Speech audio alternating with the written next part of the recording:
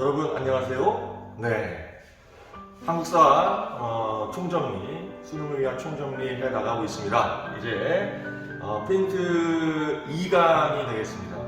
삼국의 발전이라고 제목이 붙어 있죠. 삼국시대 전체의 내용을 우리가 하나의 페이지로 특히 이제 정치적 변화의 모습들을 살펴보는 강의라고 할 수 있겠습니다.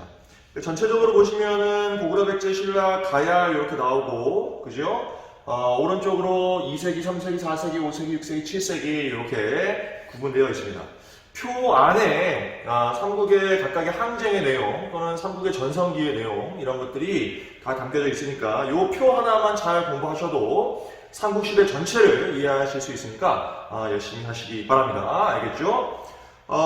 저번 시간에 뭘 공부했는지 다시 한번 상기를 시키면서 이번 강의와 연결을 한번 시켜보도록 하겠습니다. 우리가 저번 시간에 고조선을 시작으로 하는 여러 소국들이 발전하는 모습들을 살펴봤습니다. 그죠? 근데 그 고조선과 소국들, 여러 나라의 발전의 모습들을 봤을 때에 그 국가들은 완벽한 중앙집권적 국가 또는 고대 국가라고 이야기할 수 없는 단계의 국가였습니다. 예를 들면 군장들이 지배하는 정도의 단계 또는 거기서 좀 더 나가면 여러 작은 나라 소국들이 서로 연맹체를 맺는 연맹왕국 단계 정도에 머물러 있었다고 보시면 돼요. 그러니까 우리가 고대 국가 또는 중앙집권적 국가라고 이야기한다면 한국사에서는 적어도 삼국시대가 되어야 등장한다라고 보시면 되겠습니다. 우리가 여기서 삼국시대라고 표현을 했는데 이 표에 보시면은 삼국이 아니잖아요. 그죠? 고구려, 백제, 신라, 가야도 있잖아. 가야도 있죠. 그러면 사국시대 아니야. 사국시대. 왜 삼국시대라고 부르는 거야? 왜냐? 이것도 마찬가지입니다. 우리가 삼국시대라고 이야기하는 것은 물론 이제 역사서들, 삼국사기나 삼국유사 이런 것들을 바탕으로 우리의 역사가 재구성되었기 때문에 삼국시대라고 부르는 이유도 있지만 가야라고 하는 나라는 이 고구려, 백제, 신라처럼 중앙집권적인 단계까지 나아간 것이 아니고 연맹왕국 정도의 단계에서 이제 결국 나중에 신라에 복속이 되는 그런 상황이기 때문에 삼국시대라고 우리가 표현을 하면서 물론 이제 가야사를 공부는 하긴 하지만 가야는 삼국에 이제 포함하지 않는 그런 개념으로 우리가 공부를 하게 되는 겁니다. 알겠죠? 됐죠? 자, 그러면은 연맹왕국 단계에서 더 나아가서 고대 국가로의 발전의 모습들, 삼국의 발전의 모습을 본격적으로 살펴보도록 하겠습니다. 자, 펜 들고 열심히 따라오시기 바랍니다. 자, 먼저 삼국이라고 하는 나라들 계속 금방 말씀드렸듯이 중앙집권적 고대 국가라고 말씀드렸는데 이 중앙집권적 고대 국가라고 하는 것은 어떤 역사적인 내용들을 담고 있어야 그것을 우리가 중앙집권적 고대 국가라고 하는가. 그 조건들이 있어요. 조건들. 이런 것들입니다. 율령을 반포했는지 안 했는지, 불교, 유학 이런 것들을 수용했는지, 그 다음에 관등제 같은 것들을 정비를 했는지, 이러한 조건들을 다 갖추었을 때에 이런 과정들을 거쳤을 때에 중앙집권적 고대 국가다라고 우리가 이야기를 하는 것이죠. 알겠습니까? 좀 더 구체적으로 말씀드리면 이 율령이나 불교, 유학 이런 것들이 중국이죠. 선진 문화를 가지고 있는 중국에서 전파되어 오는 겁니다. 그런 것들은 수용을 하게 되는 것이고 그 수용의 결과 중앙집권력, 왕을 중심으로 하는, 국왕을 중심으로 하는 중앙집권적 국가로서의 모습을 갖추게 되었다라고 이야기를 하는 것이죠. 알겠습니까? 그래서 전체적인 내용을 봤을 때 이런 요소들이 언제 만들어지는지 또는 수용되는지에 대해서 같이 살펴보면 좀 더 이 부분을 이해하기 쉬울 겁니다. 알겠죠? 이게 이제 핵심적인 내용들 중에 한 부분이라고 보시면 되겠어요. 시기적으로는 약 2세기부터 7세기까지의 이야기들이 전개되는데 각 시기 때의 각국의 발전의 모습이 어땠는지 살펴보고 특히 삼국이 언제가 전성기였는지, 고구려의 전성기, 백제의 전성기, 신라의 전성기가 언제였는지, 가장 잘 나갈 때의 시기가 언제였는지, 그 다음에 이렇게 각국이 잘 나가던 시기 때에 어떤 특징을 가지고 있는지 이런 것들 여러분들이 잘 파악하시면 되겠습니다. 제가 이제 수업하면서 다 하나하나 짚어드리도록 하겠습니다. 알겠죠? 좋습니다. 자, 먼저 고구려부터 살펴보도록 하겠습니다. 2세기고요. 2세기 고구려의 이야기입니다. 고구려를 건국한 건 누굽니까? 주몽으로 알려져 있죠. 그죠? 주몽. 이 주몽이라고 하는 사람은 부여 계통의 인물로 또 알려져 있습니다. 우리 앞서서 여러 나라에 성장할 때 부여에 대해서 공부했잖아요. 그죠? 그 부여의 주몽이, 고주몽이죠. 고주몽이 고구려를 건국하고, 그 다음에 이제 의미 있는 몇몇 활동들을 이후에 살펴보는데, 먼저 태조왕이 등장합니다. 태조왕. 이때부터 이제 고씨의 왕이 독점 세습이 이루어졌다라고 이야기하고 있고, 옥저를 복속을 했다. 옥저를 복속했다는 것은 영역국가로서의 면모를 보이기 시작했다라고 이야기할 수 있겠고, 그 다음에 왕위를 독점적으로 세습하기 시작했다. 왕의 독점적 세습, 이러한 것들은 다 왕권이 어떻게 되고 있다는 거야? 강화되고 있다는 거죠. 왕권이 강화되고 있는 것이다 라고 기억을 하시면 되겠어요. 다른 성씨들이 예를 들어서 왕을 함께 한다. 그럼 왕권이 강하겠어? 약하겠어? 강할 리가 없죠. 왕권이 약하겠죠. 매우 독점적으로 한 집안에서 계속해서 왕위를 계승함으로써, 세습함으로써 왕권이 강해질 수 있다라고 기억하시면 좋겠습니다. 알겠죠? 그리고 고구려는 우리가 앞에서 배울 때 부족적 성격의 5개의 부가 있었다라고 공부했습니다. 그걸 오부라고 했었는데, 이 오부의 성격이 이제 행정적인 성격의 5개의 부로 변화한다. 그게 언제냐? 바로 고국천왕이라고 하는 왕 때다. 고국천왕 때 왕위의 부자 상속이 이루어진과 동시에 기존의 부족적 성격의 5개의 부가 있었는데, 이 부가 어떻게? 단순한 행정적인 성격의 5개의 부로 변화하게 되었다고 하는 거죠. 이런 변화는 결국 뭐다? 왕권이 강화되고 있는 것이다. 행정적인 오부는 왕의 명령을 받아서 그 지역을 이제 통할하는 이런 활동을 하는 것이기 때문에 왕권이 강화된 것이다 라고 할 수 있는 겁니다. 부족적 성격이 강하면 아주 독립적인 이제 성격이 강한 것이고, 거기에서 벗어나서, 그죠? 왕이 직접 통치하는 지역으로 변모하였다라고 이야기할 수 있는 것이죠. 이게 바로 고구려 2세기 때에 이런 상황이 전개되었다. 흐름을 보면 점점 왕권이 어떻게 되고 있다고? 강화되고 있다라고 여러분들 기억하시면 되겠습니다. 알겠죠? 그리고 기억하시고, 우리가 핵심적인 내용들만 딱딱 짚고 넘어가는 겁니다. 이게 뭐 삼국의 전체 내용을 우리가 아주 자세히 다루기에는 뭐 그럴 시간도 없고, 수능 한국사를 위해서는 그럴 필요도 없어요. 알겠죠? 자, 4세기의 고구려의 내용으로 넘어갑니다. 자, 3세기 내용은 없고요. 4세기로 넘어가면 누가 등장하냐? 여기 지금 위치가 바뀌어 있어요. 사실은 고국 원왕이 먼저야. 그래서 고국 원왕을 먼저 말씀드릴 거야. 고국 원왕이라고 하는 왕 때 백제와의 전투에서 고국 원왕이 사망을 해요. 이게 무슨 말이냐면, 요 4세기 때, 이 4세기 때에 전성기를 누렸던 국가가 어디냐면 바로 요 아래에 있는 백제입니다. 백제가 전성기를 맞았을 때에 고구려를 공격을 해와요. 고구려를 공격해왔을 때 고구려 왕인 고국 원왕이 어떻게 되는 거야? 전사하는 거야, 전사. 전쟁 중에 죽게 되는 거죠.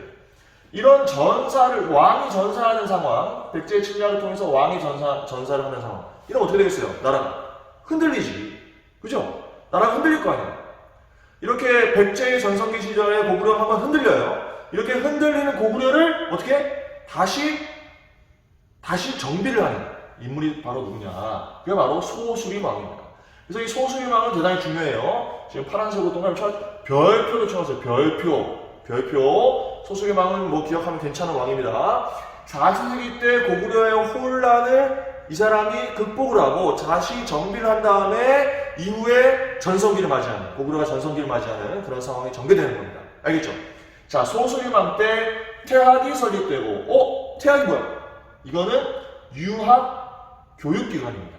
유학교육기관. 그러니까 이 태학이 설립됐다는 것은 제가 위에서 말씀드렸던 중앙집권적 고대국가의 한 가지 요소가 되는 거죠. 그죠? 유학의 수용이 되는 겁니다. 태학을 설립했고, 그 다음 불교도 수용했네. 불교의 수용.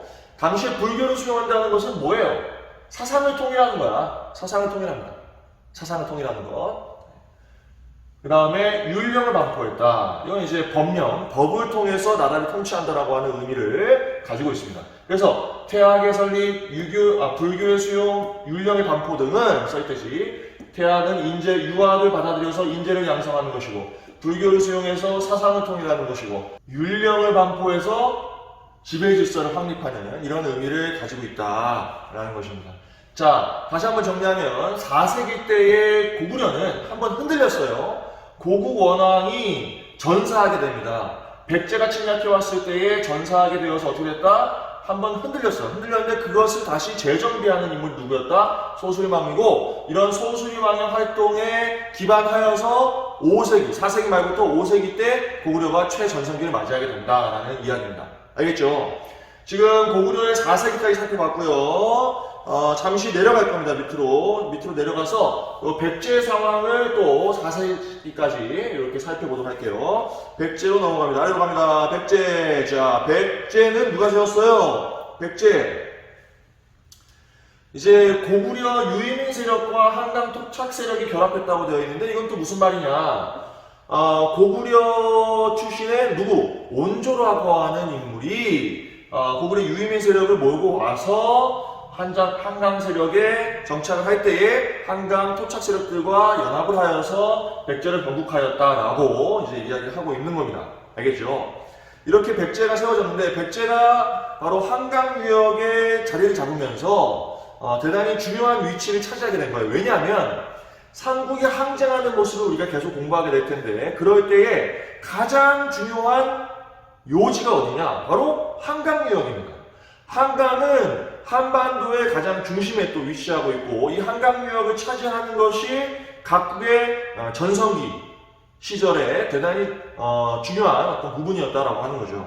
그래서 한강 유역을 먼저 차지하면서 백제가 건국이 되었고, 이제 백제가 발전을 해 나가는데, 고이왕 때 관등제를 정비한다. 관등제 정비하는 것도 굉장히 중요한 고대 국가로, 중앙집권 국가로 발전하는 요건 중에 하나라고 말씀드렸죠. 관등제를 정비하면 왕의 명령을 받는 그 신하들, 그죠? 관료들, 그런 관료들을 지배할 수 있는 체제가 만들어지는 거야. 알겠죠? 이건 결국 다 뭐야? 역시 왕권이 강화되고 있는 것이다 라고 이야기할 수 있는 겁니다. 그리고 아까 말씀드렸듯이 한강 유역을 이때 차지하게 되면서, 전체적으로 다 차지하게 되면서 이제 전성기를 맞이하게 되는데, 바로 4세기로 갑니다. 이게 4세기죠? 지금 파란색 네모로 쳐 있잖아. 그죠? 이게 뭐야? 전성기야, 전성기. 백제가 4세기 때 최전성기를 맞이하게 되는데, 예를 들면 이때 아까 말씀드렸던 고구려를 침략을 하게 되는 거예요. 고구려를 압박을 해서 고국 원왕을 전사시키게 되죠. 그때가 누구냐? 바로 근초고왕이라고 하는 왕 때예요. 백제 근초고왕 때. 이 백제 근초고왕 때 마한을 정복하고 요서, 규수, 요서는 어디야? 이건 중국 얘기한 거고, 규슈는 어디예요? 어디야? 일본이잖아. 중국과 일본에까지 진출할 정도로 매우 강성했었다라고 여러분들이 기억하시면 되겠습니다. 언제? 백제의 4세기 때. 또 침유왕이라고 하는 왕 때 불교를 봉인해요. 불교를 봉인합니다. 불교도 수용하게 되는 거죠. 자, 고대 국가로서의, 중앙집권 국가로서의 면모를 갖추면서 최전성기를 4세기 때 맞이하게 되었다라고 기억하시면 되겠어요. 어디를 압박할 정도로, 고구려를 매우 강하게 압박할 정도로 강성했었다라고 하는 겁니다. 이거 써놓으시면 되겠어요. 활발한 대외활동, 왕권이 강화되고, 이때가 전성기였다. 알겠죠? 제4교시 한국사 영역 본령입니다.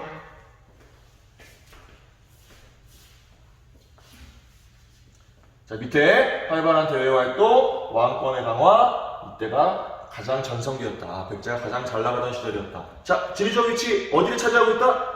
핵심 어디? 한강을 차지하고 있다. 라는 정도는 꼭 기억하셔야 돼요.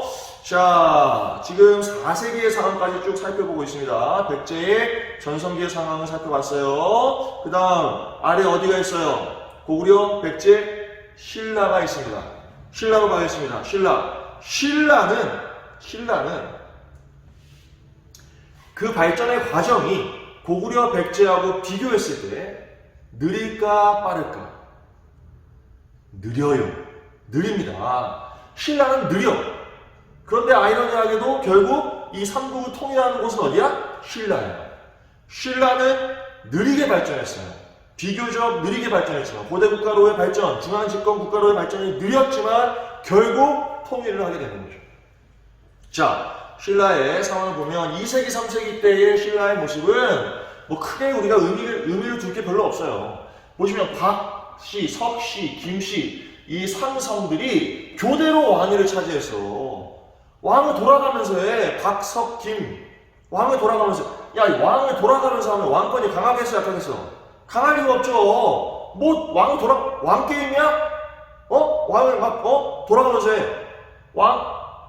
내가 나중에 다음에 왕이 될 수 없는 상황이야. 왕권이 강할 리가 없죠. 강할 리가 없어. 그래서 이때는 이제 왕권이 그리 강하지도 않았고 왕이라고 하는 호칭을 쓰지도 않았어요. 보시면 이사금이라고 하는 호칭이 썼는데 이 이사금이라고 하는 것은 연장자를 의미하는 겁니다. 연장자. 왕권이 그리 강하지 않았다라고 기억을 하시면 되겠고, 그 다음에 신라를 건국한 사람은 누구로 알려져 있습니까? 누구죠? 혁거세. 혁거세 아니야, 그죠?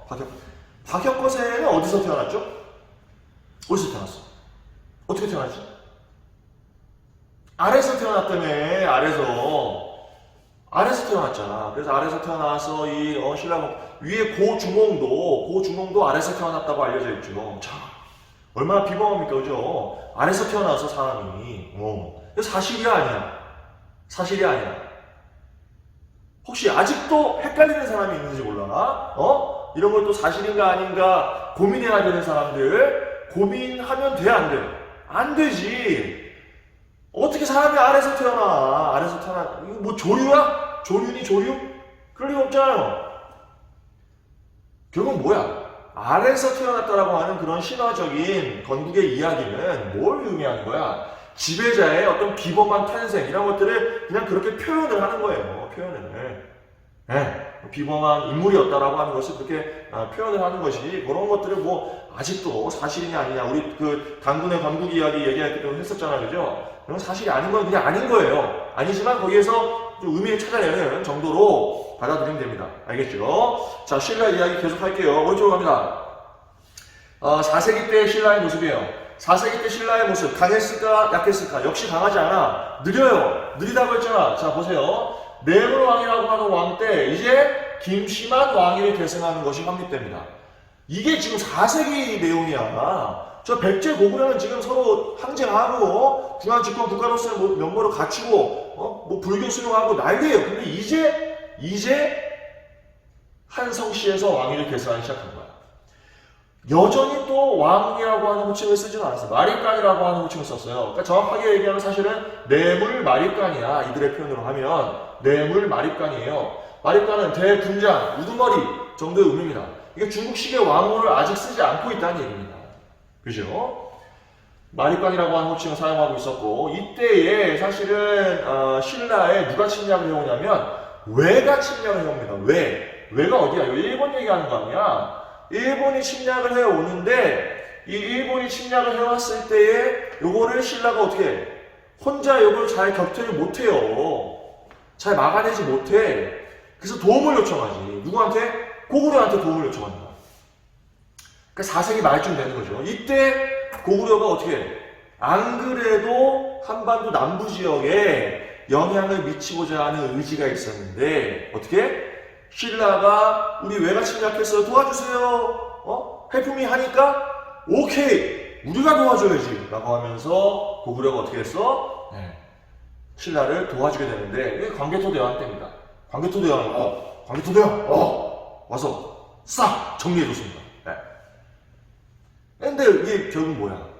고구려의 도움을 받아서 신라가 왜를 격퇴했다는 얘기예요. 사실 고구려와 돈독한 관계다라고 하는 것을 보여줄 수도 있지만 고구려의 영향을 많이 받고 있다라는 정도로도 이해할 수 있게 되는 거죠. 알겠습니까? 이런 고구려가 신라에 침입한 왜를 격퇴해야 하는데 도움을 줬다라고 하는 것이 광개토 대왕릉 비에 잘 기록이 되어 있습니다. 광개토 대왕릉 비라고 하는 매우 유명한 비석이 있어요. 광개토 대왕릉 비는 누가 만들었겠어? 광개토 대왕이 만들었겠니? 광개토 대왕 릉비니까 광개토 대왕의 업적을 광개토 대왕 죽은 다음에 써놓은 비석이 되는 거야. 이거 누가 만들었겠어? 광개토 대왕의 아들이 누구야? 아들 누굽니까? 아들! 몰라? 누구? 장수왕이에요. 장수왕. 우리 곧 위에서 장수왕 살펴보게 됩니다. 그때에 만들어진 광개토 대왕릉 비의 이 내용이 아주 잘 나와 있습니다. 자, 지금 전체적으로 계속 말씀드리지만 4세기 때까지 이야기를 하고 있어요. 4세기. 아래로 가겠습니다. 어디가 나옵니까? 가야죠. 가야는 처음에 말씀드렸듯이 뭐야? 연맹왕국 단계 정도에서 사실은 복속이 된다라는 거죠. 처음에는 금관가야라고 하는 나라가 중심이 되어서 전기가야 연맹, 이 가야의 그 연맹의 단계를 전기가야 연맹, 후기가야 연맹 이렇게 구분을 하는데 전기가야 연맹의 중심은 금관가야라고 하는 나라였고 이 전기가야 연맹이 어떤 이제 요인 때문에 후기가야 연맹으로 변화하게 되는데 그 요인이 뭐냐? 오른쪽으로 갑니다. 자, 가시면 뭐야? 이게 뭐야? 이게 위에 내용하고 연결되는 거야. 자, 신라에 왜가 침입을 했을 때 왜가 혼자 온 게 아니고 가야하고 연합을 해서 신라를 공격한 거야. 그랬구나. 가야와 왜가 연합해서 신라를 공격을 한 겁니다. 가야와 왜가 연합해서 신라를 공격했을 때에 어떻게 돼? 고구려의 공격을 받은 거 아닙니까? 세력이 위축되었다. 세력이 위축돼 고구려의 공격을 받아서 가야의 세력이 위축되고 이때 금관가야가 쇠퇴하면서 어떻게 됩니까? 금관가야가 쇠퇴하면서 새로운 가야의 연맹, 후기가야의 연맹이 만들어진 겁니다. 이때는 대가야가 중심입니다. 여기 지금 고구려의 공격을 받았다는 것, 광개토 대왕의 힘이 지금 한반도 남부 지역까지 강하게 미치고 있다는 것, 가야의 세력 변화에도 영향을 주고 있다는 것을 동시에 기억하시면 되겠습니다. 알겠죠? 지금 4세기의 상황까지 살펴봤습니다. 자, 이제 5세기의 상황으로 가도록 하겠습니다. 5세기 때의 전성기를 맞이하는 나라가 누구냐? 아까 4세기 때 전성기는 누구였었죠? 백제였었죠? 백제가 잘 나갈 때 고구려를 압박할 정도로 그 다음에 해외로 진출할 정도로 전성기를 맞이했었다라고 말씀드렸고 이제 4세기 말 5세기 때의 전성기는 누구냐면 바로 고구려입니다. 고구려. 우리 너무 잘 알고 있는 그 고구려의 왕들, 고구려의 전성기를 이끌었던 왕들. 자, 살펴봅니다. 누굽니까? 광개토 대왕이죠. 광개토 대왕. 광개토 대왕이 만주 지역을 정복을 하고, 그 다음에 광개토 대왕의 이제 활동 중에 아까 밑에서 나왔던 우리 신라하고 가야 공부할 때 뭐가? 신라를 도와서 외를 격퇴했다. 신라를 도와서 외를 격퇴했다. 이렇게 신라를 도와서 외를 격퇴하면서 어떻게 돼? 한반도 남부 지역까지 영향력을 미치게 된다라고 아까 말씀을 드렸습니다. 그만큼 강성했었다. 북쪽 지역으로 만주 지역의 상당한 부분을 정복을 하고 그 다음에 남쪽으로 한반도 남부 지역 신라와 어디까지? 가야에까지 큰 힘을 미치는 영향력을 미치는 그러한 상황이었다라고 기억을 하시면 되겠습니다. 자, 이러한 내용들은 광개토 대왕릉 비나 또는 신라의 호우총에서 출토되는 호우명 그릇이라고 하는 게 있죠. 이 호우명 그릇 등에 잘 나와 있습니다. 광개토 대왕릉 비에는 기록으로 남아있는 거고 아까 말씀드렸죠. 장수왕 때 만들어진 기록으로 남아있는 것이고 호우명 그릇은 이건 유물이니까 이 유물이 어떤 것을 말해주는가. 여기에 이게 그릇인데 신라의 고분에서 출토되는 그릇인데 그 그릇의 밑면을 보면은 광개토 대왕의 이름이 써 있어요. 광개토 대왕의 이름이 써 있는 그릇이 출토된다. 이건 뭐야? 아마도 신라에서 광개토 대왕을 제사 지내주지 않았을까라고 우리가 이제 추론을 할 수 있죠. 그럼 결국 광개토 대왕의 제사를 신라 사람들이 했다는 것은 뭐야? 그만큼 광개토 대왕에 대한 뭐가 있었다? 고마움이 있었다는 거죠. 왜? 왜를 격퇴해 줬으니까.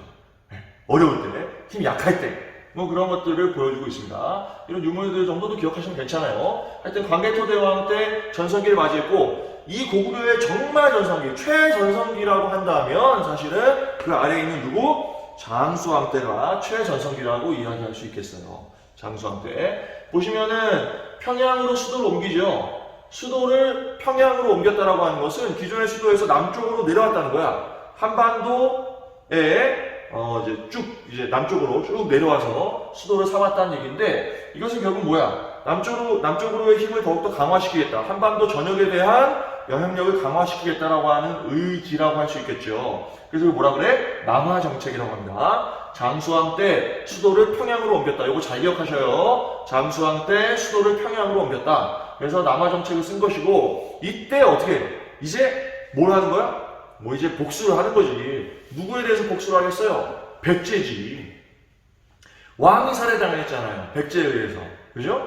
이제 반대로 장수왕이 중심이 되어서 뭘 하는 거야? 백제를 강하게 압박을 하는 거죠. 남쪽으로 계속 이제 영향력을 강화시키는 과정 속에서 남쪽을 정벌하는 그런 활동들을 펼칠 때에 실제로 백제의 수도였던 한성이 함락되었고, 이때의 장수왕 때에 어디를? 한강 유역을 확보하게 되는 겁니다. 한강 유역을 확보하는 것이 매우 중요한 부분이라고 아까 말씀드렸잖아요. 이번에 5세기 때 장수왕 고구려 한강 유역을 확보하게 되는 겁니다. 이러면서 사실은 이 고구려 같은 경우에는 한반도에 국한되어 있는 것이 아니고, 그 힘이 한반도에만 국한되어 있는 것이 아니고 이 동북아 지역에서의 상당한 패권을 장악을 했다라고 할 수 있어요. 알겠습니까? 네, 굉장히 잘 나갔습니다. 왜냐? 나중에 이제 그 중국에 등장하는 수나라나 당나라 이런 나라들하고 서로 경쟁을 할 정도로 매우 강력한 국가로서의 면모를 보이게 됩니다. 내가 최전성기였다라고 하는 거죠. 이렇게 고구려가 성장하고 고구려가 최전성기를 맞이했을 때 남쪽의 상황은 어떻겠어요? 백제, 신라 어떻게 됐어? 쪼그라들겠지. 네. 이 고구려에 대항하기 위해서 노력을 하지만 잘 되겠어, 안 되겠어? 잘 안 되죠. 워낙 고구려가 힘이 강한 상황이었기 때문에 이게 막아내지 못하는 그런 상황들이 전개됩니다. 그래서 백제하고 신라하고 어떻게 동맹을 맺게 되는 겁니다. 그게 무슨 동맹? 나제 동맹이 되는 거죠. 아래 보시면 이제 백제 상황이죠. 백제가 계로왕 때 한강유역을 상실하고 수도를 옮기게 되는 겁니다. 웅진이라고 하는 곳으로 수도를 천도해요. 웅진, 지금의 공주야, 공주로 수도를 옮기게 되었다. 남쪽으로 한참 내려온 거야. 네. 원래 지금의 서울 아니야. 한성 지역이 원래 수도였었는데 이게 지금 다 빼앗겼잖아요. 대학 빼앗기고 수도를 웅진으로 옮기게 된다. 지금의 공주로 옮기게 되었다라고 하는 것이고, 이게 백제가 세력이 극히 약화되게 되는 거죠. 그죠? 4세기 때 전성기를 누렸지만 5세기 때 고구려가 전성기를 맞이할 때에 백제의 세력은 굉장히 약화되는 이런 상황이 만들어진다. 자, 이렇게 5세기 때 백제의 세력이 약화가 되었고, 이런 상황에서 아래로 갑니다. 아래로 가면은 고구려에 대항하기 위해서 나제 동맹이라고 하는 것을 맺게 된다. 신라와 백제가 서로 힘을 합쳐서 고구려에 대항을 하게 되는 겁니다. 알겠죠? 이런 상황이 전개됐다. 지금 5세기 때의 상황까지 살펴봤어요. 5세기. 삼국의 발전의 모습 중에서 5세기 때까지의 상황을 봤는데 4세기 때 백제의 전성기, 그다음 5세기 때 고구려의 전성기의 상황을 살펴봤습니다. 다음 전성기를 맞이하는 나라는 어디예요? 신라입니다. 신라는 발전의 상황이 대단히 느렸다 그랬잖아요. 비교적 백제 고구려만 비교했을 때 느렸는데, 그래서 전성기도 제일 나중에 맞이하게 되는데, 이렇게 나중에 전성기를 맞이하면서 결국 삼국을 통일하는 과정을 전개하게 되었고 거기에 성공을 하게 되는 겁니다. 이런 모습들, 신라가 삼국을 통일하는 모습, 삼국 통일의 과정, 이런 것들은 다음 시간에 살펴보도록 하겠습니다. 지금 전체적으로 말씀드리면은 삼국의 발전의 모습을 우리가 공부를 하고 있고, 요 5세기 때의 상황까지 쭉 살펴봤습니다. 5세기 이후에 신라의 삼국 통일의 과정이 전개됩니다. 그 상황은 다음 시간에 살펴보도록 하겠습니다.